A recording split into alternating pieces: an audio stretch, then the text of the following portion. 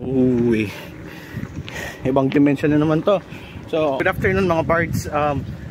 Biyahing Agdangan tayo ngayon pero ibang way dadaanan natin. Instead of National Highway, dito tayo sa mas komplikadong daan. So, nakaraan ng ride natin via saan ba yun? Iyagan. Dito tayo lumabas. Yan, part na yan. Pag dinaretso mo to, Agdangan Bao yan mga tol. So sobrang ahon yan. Siguro mga 2 kilometers of pain na ahon. Sobrang haba ng ahon na yan. So ito, sabi nila puro na yan palusong, pero tingnan natin.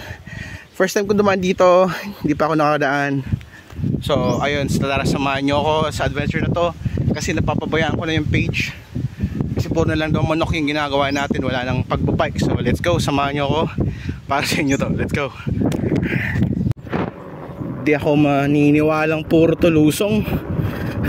Sabi sa akin yung mga matatanda na nadaanan natin, puro lang daw to lusong, pero sinalubong na ako ng ahon, no?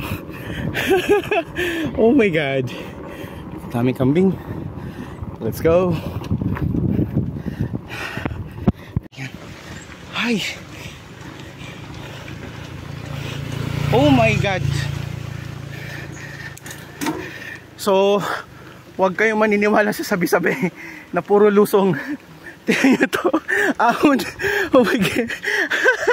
Ay nako.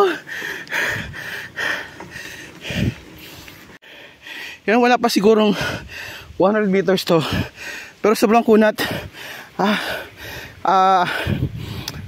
Estimated ko nasa 16% gradient nito. Sobrang ahon yan tol. Yan o. Kaya yan sinasabi ko sa inyo, doon sa mga tinatanong niya sa daan, huwag kayong maniniwala hanggat di nyo na-experience. Kasi sabi sa akin kanina, puro na lang daw tulusong. Ba't ganon? Ay naku po. So ang ending, magtutulak tayo kasi sobrang kunat. Oh my god, kunat na ito. Wow. Ito yung masaya sa pagbabike, yung di mo pa na-experience, di mo pa nadadaanan, first time adventure. Na tulak na naman. Yeah boy, let's go. Problema ko, wala na naman akong tubig. So tara. Okay.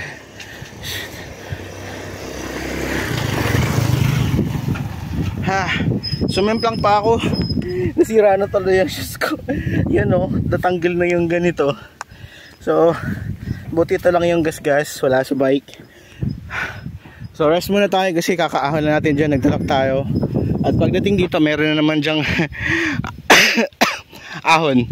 May lusong siya pero di na talaga ako maniniwala sa mga kwenta-kwenta ng matatandang walang ahon dyan.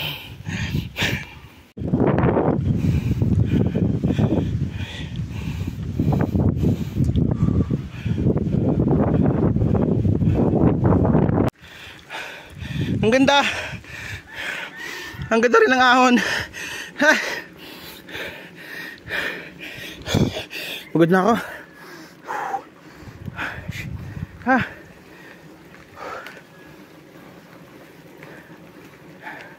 Yan o. Ay nako. Grabe. Ito. Sulit naman mga parts oh. Wow.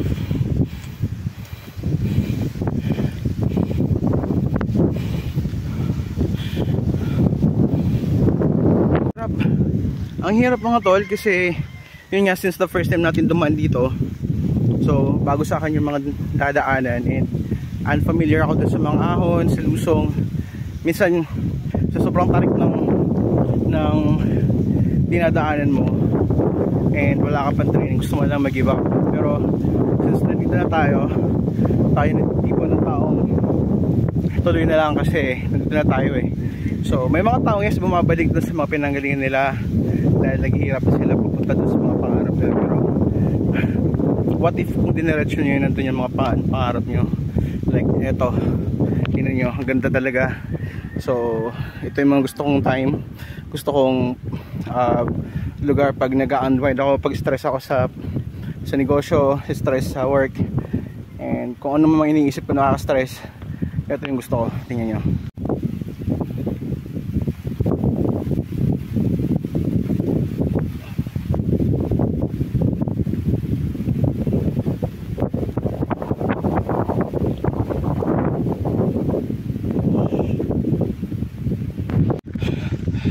Yun, natapos na rin natin yung mga lusong at ahon dito sa dinadaanan natin. Minsan sa sobrang hirap ng ahon, so pwede na, gusto na natin umuwi, bumalik na lang. Pero wag ganun, para sa akin wag ganun.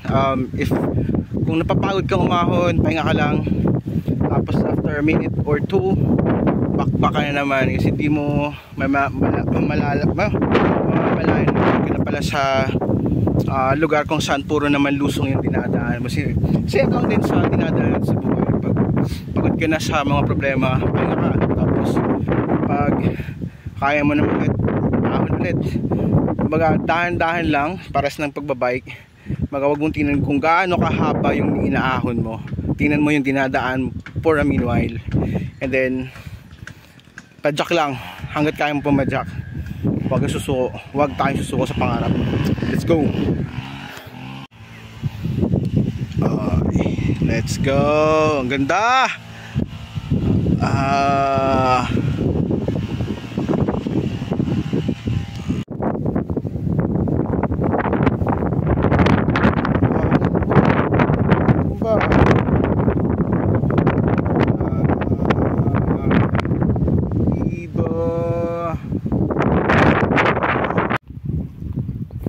So yun nga, puro na tayo palusong. So nadaanan ko tong parang bundok na ewan ko kung anong ginawa dito. Ayoko na magsalita, baka maisya pa tayo eh. Alam mo naman sa probinsya, lakas tawag yan, kahit hindi ka parte ng politiko, pag minasabi ka lang. Basta yun. So daan ko to, nagandaan lang sa lugar kasi di mainit, sarap magpahinga pansamantala, tapos mag picture. So puro na ito palusong yung dadaanan natin, wala na masyadong ahon unlike kanina. Or siguro wala na akong proper training, pero sa tingin ko kaya naman yung mga ahon.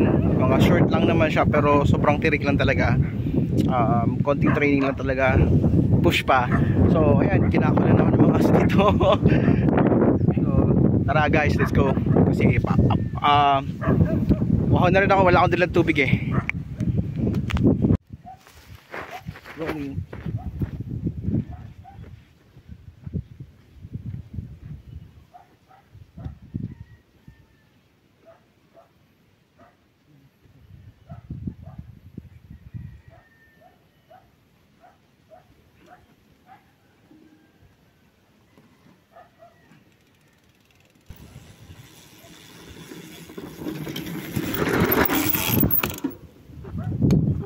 T-shirt. Ang laki na lang po. Ang laki na lang.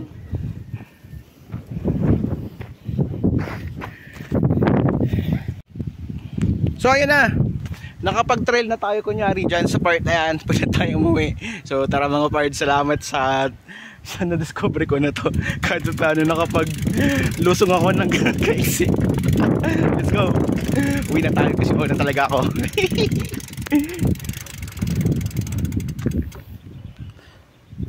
Wow. Enter mga tol, palabas na tayo. Yun na yung simbahan. Okay. San Rafael.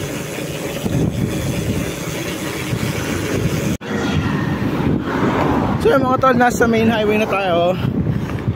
Tapos na akong umahon doon sa walang tawag yan,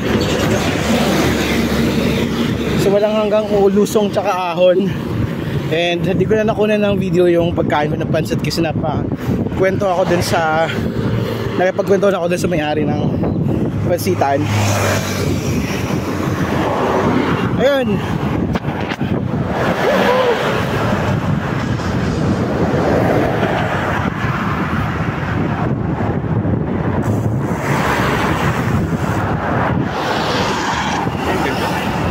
Ay.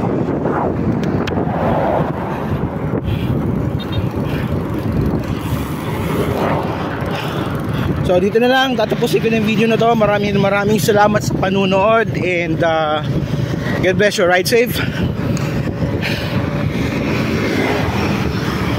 and happy farming sa mga kapwa ko nagmamanok dyan. Bye.